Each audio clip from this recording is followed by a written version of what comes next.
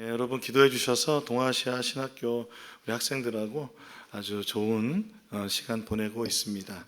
학생들이 우리 누아일에서 공부하고 싶다고 그래서 이 누아일에서 공부하는데요. 너무 감동받고 있습니다. 너무 좋은 데서 공부하고 있어서 저한테 커피도 배우고 싶다고 그래가지고 커피도 가르쳐주고 아주 좋은 시간이 되고 있습니다. 우리가 중국 교회를 위해서, 중국 다음 세대 위해서, 그리고 북한의 교회와 북한의 다음 세대 위해서 함께 기도하는 우리들이 되었으면 좋겠습니다. 설교하겠습니다. 한국의 특별한 문화 중에 하나가, 기독교 문화 중에 하나가 뭐였냐면 문학의 밤입니다. 문학의 밤 해보셨나요? 네, 해보셨죠. 문학의 밤에 뭐 합니까? 찬양 발표하죠. 찬양 발표하고, 그리고 또 뭐 하죠? 연극하죠. 성극하고 시낭독합니다. 시낭독. 요즘에 시낭독 교회에서 많이 안 하는데 그때는 시낭독 했습니다. 그리고 그 외에 뭐 자신의 달란트를 가지고 다양한 문화 공연을 했습니다. 누가 했냐면 중고등부 학생들이 했습니다. 중고등부 학생들이 다 시간을 내서 준비하고 기도하고 준비하고 초청장 만들고 포스터 만들어서 막 옛날에는 뭐 벽에 막 붙여도 됐잖아요. 전봇대에 붙이고. 그래서 크게 홍보하며 하는 행사는 큰 행사입니다. 중학교 3학년 때 교회를 갔잖아요. 중학교 3학년 때 교회를 갔는데 예수를 믿은 지 얼마 안 됐는데 이 문학의 밤을 하더라고요. 그래서 제가 그때 교회를 다니게 된 계기가 뭐였냐면, 그냥 교회를 왔는데 일단 성가대 하는 게 너무 좋더라고요. 노래 부르는 게 너무 좋아요. 그래서 여러분 이번 추수감사절에 함께 연합중창단 하시는 거 많이 지원해 주시기 바랍니다. 우리 교회도 이제 찬양대가 이제 세워져야 될 줄로 믿습니다. 뿐만 아니라 이제 제가 기타를 배웠어요. 기타. 전통이 고1이 고3한테 기타 가르쳐 주는 게 전통이었어요. 그래서 기타를 배우는데 제 친구 2명이랑 같이 배웠는데, 이제 그때 문학의 밤 때 뭘 했냐면 기타 치면서 삼중창, 서로 이제 뭐 베이스랑 테너 맡아가지고 3명이 어떤 찬양했냐면, 오 기쁘도다 나의 생활 주님께 맡긴 나의 아무도 모르는 분위기 같은데요.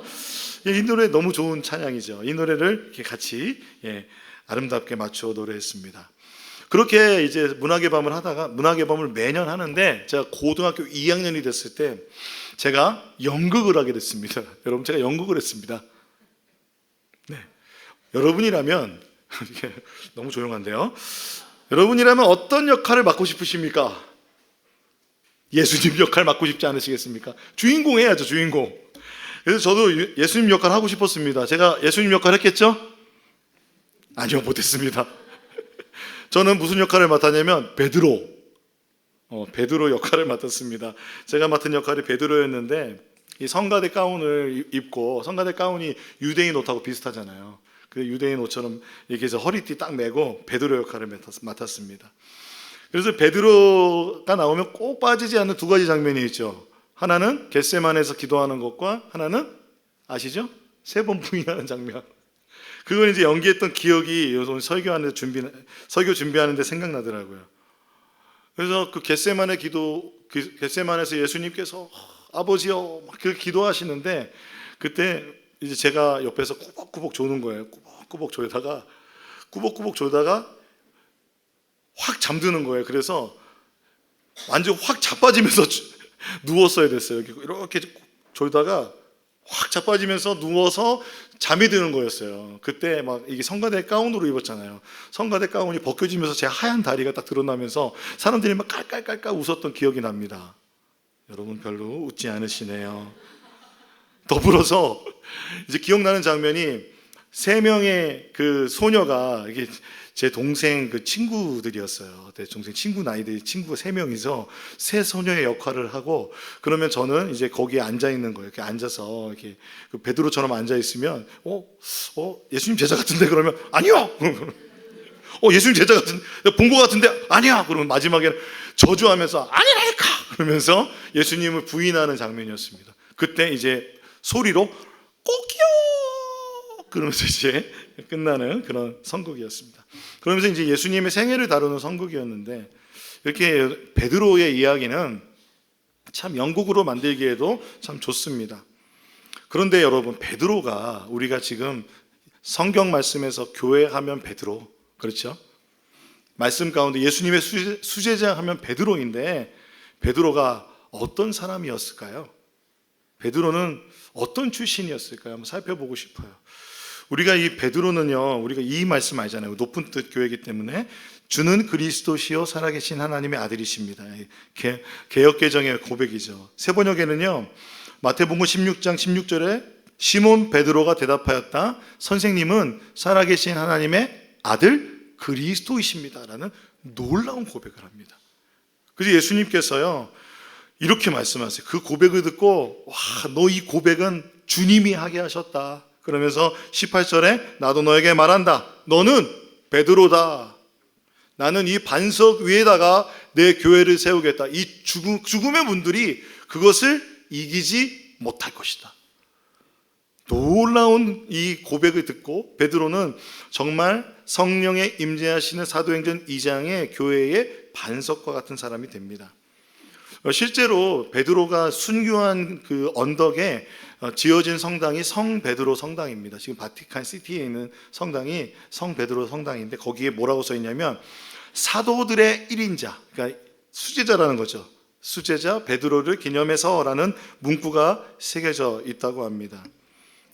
그런데 이제 베드로는요, 어떤 출신의 사람이냐면 제가 찾아보니까 베드로는요, 본명이 베드로가 아니라 뭐였냐면 시므온 또는 시몬이었습니다. 시므온은 히브리식 이름이고 헬라식으로는 시몬이었습니다. 여러분, 그래서 베드로도 어떤 식이에요? 헬라어 발음이 페트로스고요. 그리고 게바는 아람어. 그 반석이란 뜻이에요. 그것처럼 원래 이름은 시므온이나 시몬이라는 이름이었어요. 그리고 아버지의 이름은 무엇이었냐면 요한의 아들. 아버지의 이름을 통해서 그 사람을 불렀습니다. 그래서 저를 얘기하면은 재웅의 아들, 죄송합니다, 아버님. 재웅의 아들 용규. 이런 식으로. 그 당시엔 아버지의 이름을 붙여서 사람의 이름을 부르는 게, 그런 것이 소개할 때 그렇게 하는 것이었습니다. 요한이라는 사람의 아들, 시몬. 또 여러분, 또 우리가 아듯이 바요나. 그러니까 요나의 아들, 그러니까 요한이나 베드로의 아버지의 이름을 뜻하는 겁니다. 베드로는 그 안드레라는 형제가 있었고요. 그리고 그 친구들, 그 주변에 베세다에서 함께 성장하던 친구들이 야고보, 요한과 같은 친구들이 있었습니다. 함께 예수님의 제자가 됐는데 그들의 원래 직업은 뭐냐면 어촌이었어요. 베세다라는 곳에서 함께 어업에 종사하던 어부였습니다. 그러니까 그 예수님의 제자라고 하는 베드로, 안드레, 야고보, 요한과 같은 베드로의 친구들은 많이 배운 사람이었을까요? 많이 배우지 못한 사람이었을까요? 우리가 생각해 볼 수 있는 것은 어려서부터 생업에 뛰어들었기 때문에 많이 배우지 못했던 사람이라고 우리가 추측해 볼 수 있습니다. 그런데 어느 날 그 동네에 예수라는 사람이 나타나서 베드로와 그 친구들에게 나타나신 거예요. 그래서 마가복음 1장 16절 17절에 보면 예수께서 갈릴리 바닷가를 지나가시다가 시몬과 그의 동생 안드레가 바다에서 그물을 던지고 있는 것을 보셨다. 그들은 어부였다. 예수께서 그들에게 말씀하셨다. 나를 오너라. 내가 너희를 사람 낚는 어부가 되게 하리라. 주님 말씀하셨습니다. 그래서 그들이 예수님을 따라갑니다. 예수님 뭐라고 말씀하세요? 베드로에게 사람을 낚는 어부가 되게 하겠다. 이렇게 예수님께서 베드로를 부르는 장면은 요한복음 1장 42절에는 이렇게 되어 있습니다. 그런 다음에 시몬을 예수께로 데리고 왔다. 예수께서 그를 보시고 말씀하셨다. 이게 빌립이 시몬을 데리고 왔어요. 너는 요한의 아들 시몬이로구나. 앞으로는 너를 게바라고 부르겠다. 게바는 베드로, 곧 바위라는 말이다. 요한복음에서는 예수님께서 그를 부르실 때 이미 게바라 하리라 라고 말했다고 말씀하십니다. 그러니까 예수님께서 베드로를 부를 때 뭐라고 말씀하셨어요? 첫 번째, 사람을 낚는 어부가 되게 하겠다. 그리고 또 두 번째, 내가 너를 게바라 하리라, 베드로라고 부르겠다 라고 말씀하셨습니다. 그러니까 예수님은 베드로를 부르셔서 부르신 이름이 뭐냐면 사람을 낚는 어부, 그리고 베드로, 바위, 반석과 같은 사람이 되겠다라고 불러주셨습니다. 그런데 이 부르심, 이렇게 예수님께서 베드로를 불러주신 이 부르심은 베드로에게 금방 이루어졌나요? 아니면 금방 이루어지지 않았나요? 사실 베드로가 부름받았을 그 당시의 상황과 그리고 복음서에서의 베드로의 모습을 보면 베드로는 이 예수님의 부르심에 합당한 이름으로 합당한 그런 사람이 아니었습니다. 연약한 사람이었습니다. 3년 동안 예수님을 따라다니면서 수제자로 불리고, 그리고 교회의 반석으로 우리가 지금 베드로를 고백하고 우리를 알고 있지만, 베드로 사도를 알고 있지만, 그는요 냉탕과 온탕을 오가는 좌충우돌하는 불안정한 사람으로 복음서에선 표현되고 있습니다. 여러분이 만약에 복음서에 나타난 베드로의 모습을 보고서 여러분이 베드로에게 당신은 사람을 낚는 어부입니다, 또는 당신은 교회의 반석이 될 겁니다 라고 우리는 말하지 못할 겁니다. 그런데 예수님은 그렇게 말씀해 주셨어요. 베드로가 어떤 사람인지 성경에 나타난 모습을 보니까요, 풍랑이 있는 갈릴리 바닷가에서 예수님께서 막 걸어오시죠. 그때 제자들이 유령이다 막 놀랬잖아요. 그때 예수님 말씀하시죠. 내니 안심하라. 그때 다른 제자들과 달리 적극적인 행동을 했던 사람이 누굽니까? 베드로입니다. 주님 나도 걷겠습니다. 그래서 사람들 중에서 유일하게 그 바다를 걸어본 사람이 베드로입니다. 근데 베드로는 예수님 보고 막 가다가 어떻게 됐어요? 그 풍랑 위에 걷다가 예수님 바라보지 못하고 풍랑 보고 빠져서 예수님께서 곧 건져주셔야 되는 사람이었어요. 예수님이 베드로를 수습하신 거예요. 살려주셨잖아요. 그렇죠? 그렇습니다. 그리고요, 우리가 좀 전에 읽었던 마태복음 16장 16절에 그 놀라운 고백을 하고 나서 예수님께서 너의 고백을 통해서 교회를 세우겠다 말씀하셨는데, 말씀하시고 나서 예수님께서 이제 그것을 위해서 내가 이 인자가 고난을 받아야 되리라 말씀을 하시니까 베드로가 예수님보다 형님이었는지 예수를 따로 불러놓고 혼냅니다. 그 혼내는 장면이 마태복음 16장 22절 23절에 나옵니다. 이에 베드로가 예수를 따로 붙들고 혼냅니다. 주님 안 됩니다. 말은 주님이라고 했지만 혼나는 거예요. 주님 안 됩니다. 절대로 이런 일이 주님에게 일어나서는 안 됩니다 하고 말하면서 예수께 뭐 했다고요? 대들었다. 그 예수님의 말씀을 경청하고 예수님의 말씀이 무엇을 의미하는지 듣기보다는 그냥 자신의 감정대로 행동하는 사람이었어요. 그렇게 될 수가 없습니다 라고 말하면서 대드니까 예수님께서 말씀하십니다. 조금 전에 분명히 교회의 반석인데 이렇게 됩니다. 사단아 내 뒤로 물러가거라. 너는 나에게 걸림돌이다. 주님께서 이렇게 말씀하셨어요. 베드로에게. 너는 하나님의 일을 생각하지 않고 사람의 일만 생각하는구나. 이게 베드로의 모습입니다. 온탕과 냉탕을 오가는 게 베드로라는 것입니다. 예수님의 그럼 수제자가 맞는지 안 맞는지 우리 분명히 알 수 있잖아요. 예수님의 수제자가 맞습니다. 언제부터 우리가 그 표시가 나냐면 몇 주 전에 그 설교했던 예수님의 제자들이, 예수님께서 야이로의 딸을 살리실 때 제자들 중에서 3명 데리고 가잖아요. 그렇죠? 그 앞에 데리고 가는 사람 중에 베드로가 있었습니다. 베드로는 그와 같이 예수님께서 그러한 사람을 살리는 그런 귀한 표징의 자리에 함께하는 사람이었습니다. 뿐만 아니라 베드로는요, 정말 그 예수님께 중요한 질문도 하고요, 예수님께 충성의 표현도 하는 그런 우리 베드로의 모습을 보면 정말 이렇게 남자다운 모습, 그리고 또 약간 뭔가 이렇게 자신의 삶을 다 던지는 열정을 가진 모습을 보게 됩니다. 그런 베드로이잖아요. 세족식 할 때 어떻게 해요? 주님이 발을 씻겨주시면 내가 너의 발을 씻겨줘야 내가 너와 상관이 있는 거야. 그러니까 주님 머리부터 발끝까지 다 씻겨달라고.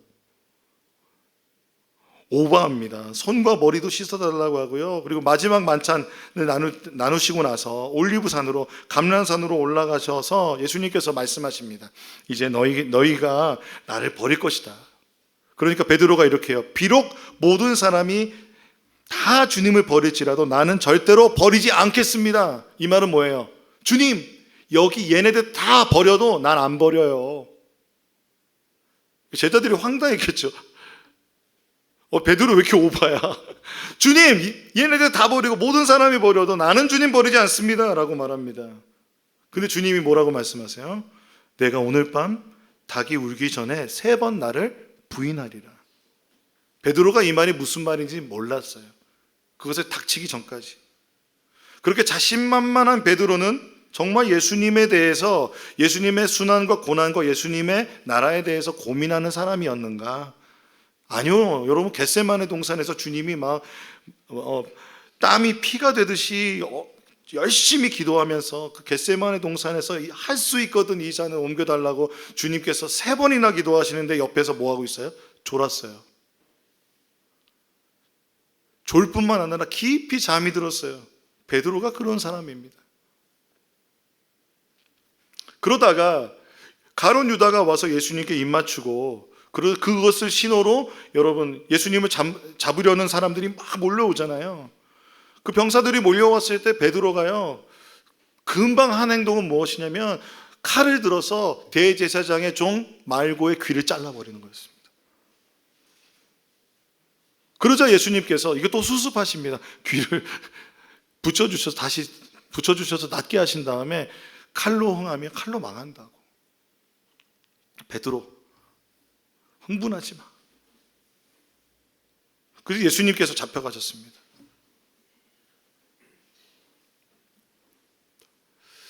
다 버려도 나는 예수님 안 버린다고 말했던 베드로는 그냥 무기력해졌습니다. 자신의 눈앞에서 자신이 할 수 있는 그 방법으로 대제사장의 그 종의 귀를 자르기도 하고 막 그렇게 표현했지만 예수님이 잡혀가는 것을 어떻게 할 수 없었어요. 예수님도 그냥 잡혀가셨어요. 그러자 한없이 그 용기는 사라지고 이제 완전히 움츠러들어서 성전에 그 예수님이 잡혀가신 곳에 그 뜰의 한 귀퉁이에서 사람들이 알아볼까봐 몰래 예수님의 뒤를 쫓아서 그 한 귀퉁이에 앉아 있었습니다. 그러다가 한 소녀들이 그를 알아봅니다. 베드로가, 마태복음입니다. 베드로가 안뜰 바깥쪽에 앉아 있었는데 들킬까봐 한 하녀가 그에게 다가와서 말하였다. 당신도 저 갈릴리 사람 예수와 함께 다닌 사람이네요. 알아보는 거예요. 베드로는 여러 사람 앞에서 부인하였다. 나는 내가 무슨 말을 하는지 모르겠다. 그리고서 베드로가 대문에 있는 대로 나갔을 때에 다른 하녀가 그를 보고 거기에 있는 사람들에게 말하였다. 이 사람은 나사렛 예수와 함께 다니던 사람입니다. 그러자 베드로는 맹세하고 다시 부인하였다. 나는 그 사람을 알지 못하오. 조금 뒤에 거기에 서 있는 사람들이 베드로에게 다가와서 베드로에게 말하였다. 당신은 틀림없이 그들과 한패요. 당신의 말씨를 보니 당신이 누군지 분명히 드러나오. 사람들이 다 베드로 봤을 거 아니에요. 예수님의 수제자 베드로 봤을 거 아니에요. 베드로가 말하는 것도 들었을 거 아니에요. 예수님과 함께 얘기하는 거 들었을 거 아니에요. 그때 베드로는 저주하며 맹세하며 말하다. 나는 그 사람을 알지 못하오. 그러자 곧 닭이 울었다. 베드로는 닭이 울기 전에 내가 나를 3번 부인할 것이다 하신 예수님의 말씀이 생각나서 바깥으로 나가 몹시 울었다. 한없이 나오는 그 눈물을 주체할 수 없을 정도로 연약해진 베드로 모습입니다. 이 베드로가 어떻게 사람을 낚는 어부가 되며 이 베드로가 어떻게 반석이 되었을까요? 그런데 오늘 오순절 성령의 세례, 성령의 충만함을 받은 성령의 체험을 한 베드로는요, 오늘 사도행전 3장에 놀라운 기적을 일으킵니다. 예수님께서는요, 말씀하셨던 베드로를 사람을 낚는 어부가 될 것이다.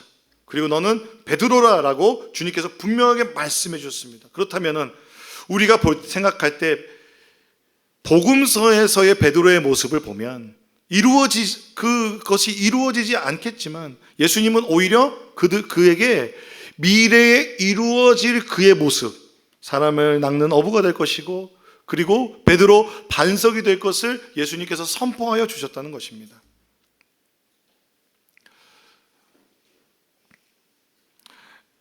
사랑하는 여러분, 예수님 믿으십니까? 여러분, 예수 믿으면 나는 죽고 예수로 사는 삶을 통해서 우리가 예수님을 닮아가고 예수님께서 우리에게 부르신 부름대로 세상의 왕같은 제사장으로 살아갈 줄로 믿습니다. 할렐루야. 그런데 여러분, 우리의 모습은 어떻습니까? 베드로 같지 않습니까? 아주 중요한 순간에 예수님을 부인한다는 것이 나는 예수님을 몰라요 라고 부인하는 것도 아니고, 아주 중요한 순간에 예수님 믿지 않는 것처럼 행동하고, 예수님을 드러내야 되는 순간에 나의 신앙을 숨기는 우리의 모습 있지 않으십니까? 또는 나의 모습을 볼 때 세상의 왕같은 제사장이라기보다는 오늘 하루하루를 살아가는데 그 하루하루를 버텨내는 것도 힘든 우리의 모습을 보고, 여러분이 여러분 자신에게 정말 세상의 왕같은 제사장이다라고 말할 수 있습니까? 오늘 우리 찬양하면서 고백했잖아요. 예수의 십자가가 우리를 승리케 하셨다. 나는 정말 승리하고 있는가? 그 승리가 나의 승리인가? 생각해 볼 때 우리는 여전히 넘어지고 실패하고 두려워 떠는 우리의 모습을 보게 됩니다. 베드로처럼 우린 정말 연약한 죄인일 뿐입니다. 그런데 성령이 임재하시고 동행하는 사람들에게는 주님께서 우리에게 약속하신 그 모습은 오늘 베드로를 통해서 나타납니다. 베드로가요, 오후 3시 기도 시간에 요한과 함께 성전에 올라갑니다. 올라가는데요, 나면서부터 걷지 못한 사람을 어떤 사람들이 이렇게 데리고 와서 아름다운 문이라고 하는 곳에 앉혔어요. 이 성경을 보면 쭉 보면요, 이 사람이 나면서부터 걷지 못했고 나이가 어느 정도냐면 40세예요. 40년 동안 그렇게 살아왔어요. 그렇다면 이 사람에게 무엇을 시키냐면 사람들 앞에서 구걸하게 시켰어요. 그러면 그 구걸하여서 받은 돈은 이 사람 걸까요? 아니면 누군가 갖다 놓은 사람 걸까요? 데려다 놓은 사람 것이겠죠. 그런데 이 사람의 인생이 얼마나 비참합니까? 그런데 오늘 베드로와 요한이 성전으로 들어가는데 이 사람이 보인 거예요. 그 데리고 오는 걸 본 거예요. 그러자 베드로가 이렇게 보면서 그에게 이렇게 이야기합니다. 우리를 보시오라고 말합니다. 여기 좀 보세요라고 말하니까 그 사람이 베드로와 요한을 이렇게 보는데 마음속으로 이렇게 생각했어요. 뭘 주려고 그러나? 뭘 주려고 그러나 생각하는데 베드로가 이렇게 얘기합니다. 은과 금은 내게 없으나 내게 있는 것을 그대에게 주노니 나사렛 예수의 이름으로 일어나 걸으시오라고 하며 오른손을 붙잡고 그를 일으켰습니다. 그러자 그가 벌떡 일어났다고 오늘 성경은 말합니다. 일어나서 그가 뭐 했습니까? 걷기도 하고 난생처음 40년 동안 처음으로 걷고 뛰면서 하나님을 찬양하기 시작합니다. 우리가 찬양하잖아요. 난 걸었네, 뛰었네, 찬양했네. 할렐루야. 나사렛 예수의 이름은 은과 금은 없지만 예수의 이름을 주니 일어나라. 여러분, 이러한 놀라운 표징이 베드로와 요한을 통해서 일어났습니다. 베드로를 통해서 일어났습니다. 그 연약한 베드로의 모습, 예수님을 3번이나 부인하고 예수님께서 기도할 때 참 이기지 못해 졸고 있던 그 베드로가 지금 그 사람을 일으켰습니다. 그리고 그와 함께 성전으로 들어갑니다. 여러분, 나면서부터 걷지 못했던 사람은 태어나서 처음으로 성전에 보는 거예요. 걷지 못하니까 사람들이 그 안으로 들어갈 수도 없고 그 앞에 앉아가지고, 여러분, 사람이 장애가 있으면 그때 당시에 사람은 부정하다고 생각했어요. 죄가 있다고 생각했어요. 그래서 성전에 들어갈 수 없었죠. 그러나 예수의 이름으로 일어나서 성전에 들어가는 거예요. 이 놀라운 기적은 여러분, 하나님 나라의 그 희년이 선포된 것으로 느껴지지 않으십니까? 베드로가 지금 누구의 능력으로 지금 누구의 힘으로 이 일을 이루었습니까? 바로 나사렛 예수 그리스도 이름으로 이 일을 이루었습니다. 여러분, 그런데 예수님께서 요한복음에 이렇게 말씀하셨어요. 얘들아, 나를 믿는 사람은 내가 하는 일도 그들이 할 것이고 더 큰 일도 할 것이다. 그러니까 예수님께서 공생에 하셨던 일들도 너희들이 할 것이고 그보다 더 큰 일도 할 거라고 말씀하셨어요. 예수님이 공생에 하셨던 일들이 중요한 게 두 가지가 있죠. 하나는 무엇입니까? 요한복음은 그렇게 나타나 있죠. 첫 번째는 무엇입니까? 바로 표징입니다. 주님께서는 실제로 그 많은 표징들을 일으켜 주셔서 하나님의 하나님 되심을 그 표징으로서 계시해 주셨습니다. 또한 무엇을 하셨습니까? 말씀을 선포해 주셨습니다. 복음서에 보면 예수님께서 전해주신 하나님의 말씀들이 담겨져 있습니다. 그러니까 너희가 나와 같은 일을 하겠다는 것은 너희를 통하여 표징도 일어나고 하나님 나라의 희년이 선포되고 너희가 하나님 나라의 말씀도 선포하게 될 것이다. 그러면서 주님께서 약속하신 것은 무엇이냐면 16절에 내가 아버지께 구하겠다. 그리하면 아버지께서 다른 보내사를 보내셔서 영원히 너희와 함께 계시게 할 것이다. 그는 진리의 영이시다. 세상은 그를 보지도 못하고 알지도 못함으로 그를 맞아들일 수가 없다. 그러나 너희는 그를 안다. 그것은 그가 너희와 함께 계시고 너희 안에 계실 것이기 때문이다. 할렐루야. 그리고 주님 말씀하십니다. 나는 너희를 고아처럼 버려두지 아니하고 너희에게 다시 오겠다. 약속하셨습니다. 20절에 보면 그날에 너희는 내가 아버지 안에 있고 너희가 내 안에 있으며 또 내가 너희 안에 있음을 알게 될 것이다. 여러분, 이 신비가 아멘으로 받아들여지십니까? 그러면 우리 예수 믿는 겁니다.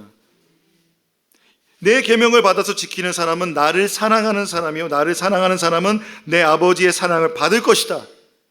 우리 주님과 결혼했잖아요.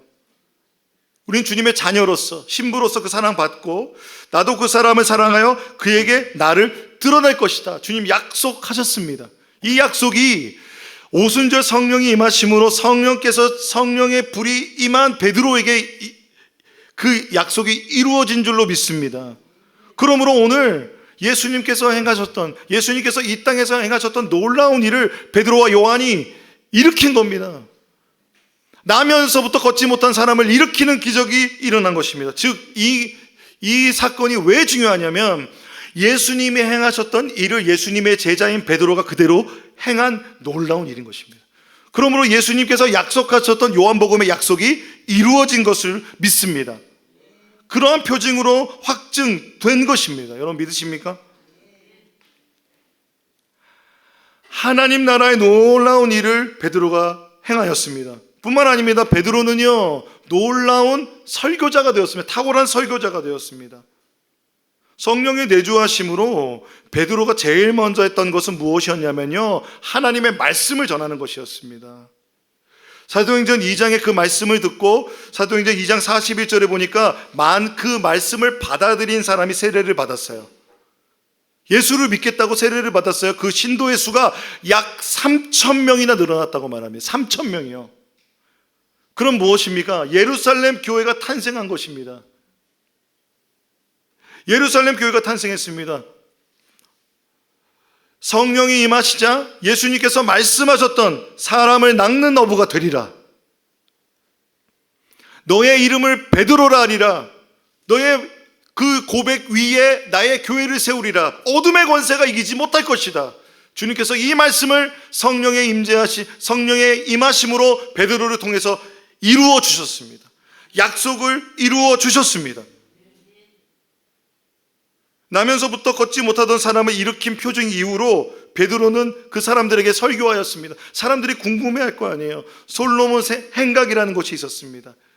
그러니까 행각이라는 것은요, 이렇게 지붕 같은 건데요. 사람들이 거기에 모여서 말씀도 나누고 뭐 얘기도 하고 막 그런 곳이었어요. 거기에서 뭐라고 말하냐면 지금 이 사람을 일으킨 것은 나의 힘과 나의 능력이 아니라 당신들이 유대인들이 핍박하고 고난 주고 십자가에 못 박아 죽이고 그리고 이제 부활하셔서 메시아 되신 예수 그리스도의 이름으로 된 것임을 선포합니다. 그런데 베드로가요 말하는 모든 요점들 안에서 놀라운 것은 여러분 사도행전의 성경을 보면요 베드로가 이렇게 얘기해요. 모세가 말한 오실 메시아로서 예언자로서 메시아가 예수다. 구약의 예언자들도 모두 예수로 예언하고 있다. 성령의 조명하심 안에서 그는 구약 성경을 구속사적 관점으로 꿰뚫으면서 사람들에게 설교하고 있습니다. 그리스도의 관점으로 하나님의 말씀을 선포하고 있다는 것입니다. 하나님의 말씀의 선포 사역을 베드로가 하고 있습니다. 이 선포하는 베드로의 설교 사역 가운데서 한참 설교하고 있는데 사람들이 너무 경청하고 있으니까 누가 긴장하겠어요? 그 안에 있던 지도자들이 긴장했어요. 베드로를 얼른 잡아와서 자기들의 사내들인 공의회 앞에 세웠어요. 이 사내들인 공의회는 어떤 사람입니까? 유대인들 중에서 1% 지도자들, 그들은요 그때 당시에 철학도 공부하고 말씀도 공부하고 말씀을 다 외우는 사람들이 아니겠습니까? 근데 그들 앞에 서서 그들 앞에 베드로가 섰습니다. 베드로와 요한이 섰습니다. 여러분 베드로 어떤 사람이었어요? 그 뜰에서 바깥쪽에서 예수님 부인하던 사람, 사람들이 알아보니까 도망가던 사람, 한없이 마음이 작아져서 흥분해서 자신의 어떤 열정이 막 솟아날 때는 뭔가 뭐든지 다 삼켜버릴 듯한 열정으로 막 사자와 같이 달려들다가 사람들이 그 모든 그 기세가 꺾일 때는 한없이 작아져서 움츠러들어서 그 한쪽에 앉아있는 그 연약한 베드로가 그 사내들인 공의회 사람들 앞에서 목숨을 내놓고 담대하게 예수 그리스도를 선포합니다. 사도행전 4장 8절에 이렇게 나옵니다. 그때에 베드로가 성령이 충만하여 그들에게 말하였다. 성령이 충만하여 말하였습니다. 백성의 지도자들과 장로 여러분, 우리가 오늘 신문을 받는 것이 병자에게 행한 착한 일과 또 그가 누구의 힘으로 낫게 되었느냐 하는 문제 때문이라면 여러분 모두와 모든 이스라엘 백성은 이것을 알아야 합니다. 왜 유대인들은 누구의 힘인지 그게 중요할까요? 이 사람이 성한 몸으로 열한 문 앞에서 서게 된 것은 여러분이 십자가에 못 박아 죽였으나 하나님이 죽은 사람들 가운데서 살리신 나사렛 예수 그리스도의 이름을 힘입어서 된 것입니다. 이 예수는 너희들 집 짓는 사람들에게는 버림받은 돌이지만 집 모퉁이의 머릿돌이 되신 분입니다. 이 예수밖에는 다른 아무에게도 구원은 없습니다. 사람들에게 주신 이름 가운데 우리가 의지하여 구원 얻어야 할 이름은 하늘 아래에 이 이름밖에 다른 이름이 없습니다. 할렐루야. 그들 앞에 담대하게 구원을 받을 이름은 예수의 이름밖에 없다고, 다른 어떤 이름도 아니고 예수의 이름밖에 없다고, 우리가 지금 그렇게 열심히 믿고 고백하는 그 고백을 처음 한 사람이 베드로입니다. 이 말을 듣고 있던 사람들이 놀랍니다. 왜요? 그 사람 분명 배우지 못한 어부인데 그 사람이 말하는 걸 보니까, 베드로가 말하는 걸 보니까 깜짝 놀라는 거예요. 그들이 이렇게 고백해요. 베드로와 요한이 본래 배운 것이 없는 보잘것없는 사람인 줄 알았는데 이렇게 담대하게 말하는 것을 보고 놀랐다. 그리고 그들은 그 두 사람이 예수와 함께 다녔다는 사실을 알았지만 병고침을 받은 사람이 그들 곁에 서 있는 것을 보고는 아무 트집도 잡을 수 없었다. 아무 트집도 잡을 수 없는 상황이 됐습니다. 그 옆에 누가 있어요? 그들도 봤던, 그들도 알고 있었지 않았을까요? 그 아름다운 문, 그러니까 개역개정에서 미문이라고 하는 그곳에서 구걸하던 사람이 일으켜져서 그들 옆에 서 있는 거예요. 뿐만 아니라 담대하게 베드로가 막 고백하고 있는 이 말씀의 그 능력과 그리고 그 모든 논리와 그 모든 성경을 꿰뚫고 있는 그 모든 그 말씀이 너무도 담대하게 말하는 설교였다는 것입니다.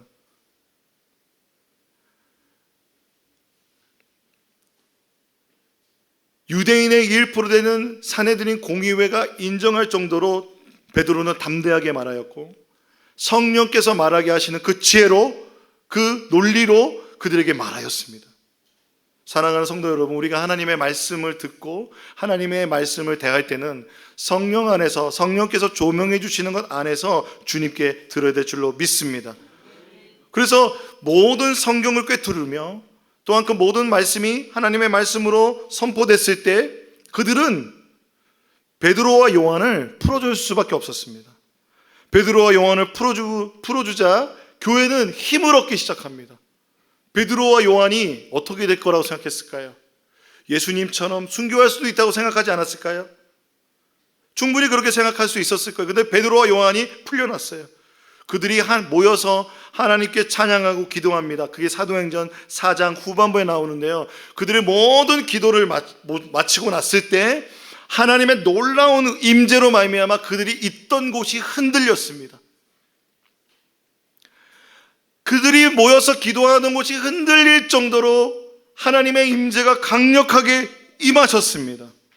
사랑하는 여러분, 베드로는 사람을 낚는 어부가 되었고 베드로는 교회의 반석이 되었습니다. 베드로는 연약하고 실패할 수밖에 없었지만 그 연약하고 실패할 수밖에 없는 베드로를 부르셔서 주님은 3년 동안 동행하시고, 그리고 그 실패하고 연약한 베드로에게 이제 성령을 보내주셔서 그의 부르심을 끝까지, 그 미래의 소망을 끝까지 붙잡고 그 소망이 이루어져서 예수님께서 부르시는 그 부르심대로, 그 이름대로 살아갈 수 있게 해주셨습니다. 사랑하는 여러분, 주님 앞에 어떤 소망과 어떤 꿈과 어떤 비전과 어떤 사명이 있으십니까?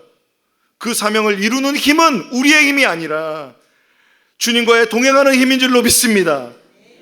지금 우리의 눈앞에 보이는 것이 안개와 같고 보이지 않고 앞으로 내게 이런 일이 이루어질까 우리 자신을 볼 때 실망하고 낭망하지만 우리에게 보내주신 성령으로 우리를 주님께서 끝까지 인도해 주셔서 주님 우리를 부르신 그 부르심대로 이루어 주실 줄로 믿습니다. 이 부르심 베드로가 어디서 확인했을까요? 베드로가 예수님을 3번 부인했어요. 그런데 어느 날 요한복음 21장에 예수님께서 그에게 나타나셨습니다.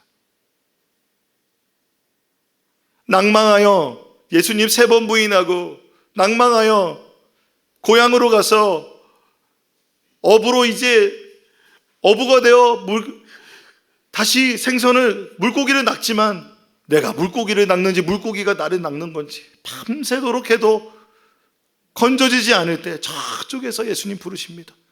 와서 조반을 먹으라. 그럼 잡은 거 몇 마리 가져와라. 얼른 보니까 예수님이에요. 베드로가요 버선발로 뛰어갑니다. 바닷가를 막 뛰어가서 예수님 앞에서 그 예수님이 차려주신 조반을 먹고 나서 예수님 물어보십니다. 베드로, 요한의 아들 시몬아, 네가 이 사람들보다 나를 더 사랑하느냐? 주님 너무 하신 것 같지 않으세요? 이 사람들 다 버려도 난 주님 버리지 않습니다. 그래서 예수님 물어보시잖아요. 요한의 아들 시몬아, 네가 이 사람들보다 나를 더 사랑하느냐? 주님 그렇습니다.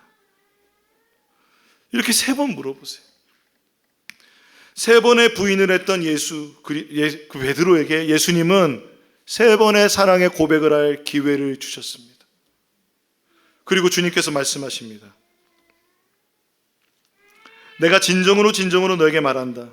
내가 젊어서는 스스로 띠를 띠고 내가 가고 싶은 곳에 다녔지만 네가 늙어서는 남들에게 내 팔을 벌릴 것이고 너를 묶어서 내가 바라지 않는 곳으로 너를 끌고 갈 것이다.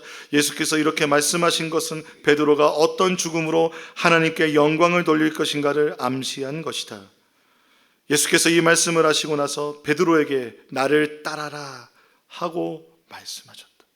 부활하신 주님께서 베드로에게 이 사랑의 고백을 통해서 그를 예수님을 끝까지 부인하지 않고 따라가는 제자로서 주님 부르셨습니다. 그 이루심은 성령의 동행으로 끝까지 이루어졌습니다. 성령의 동행은 예수님과의 동행입니다. 성령의 동행은 창조주 하나님과의 동행입니다. 그 동행을 하기 위해 우리에게 성령 보내주셨습니다. 베드로는요, 이 말씀대로, 오늘 이 요한복음의 말씀대로 로마 황제 네로의 박해 때 십자가에 거꾸로 처형당해 순교하였습니다. 베드로의 삶을 끝까지 이루어가신 주님, 그 주님이 우리와 함께 하시는 줄로 믿습니다. 그 주님께 함께 찬양하고 하면서 나아가지 않으시겠습니까? 우리가 고백드립시다. 주님, 내가 정말 예수님 따라 살겠습니다라고.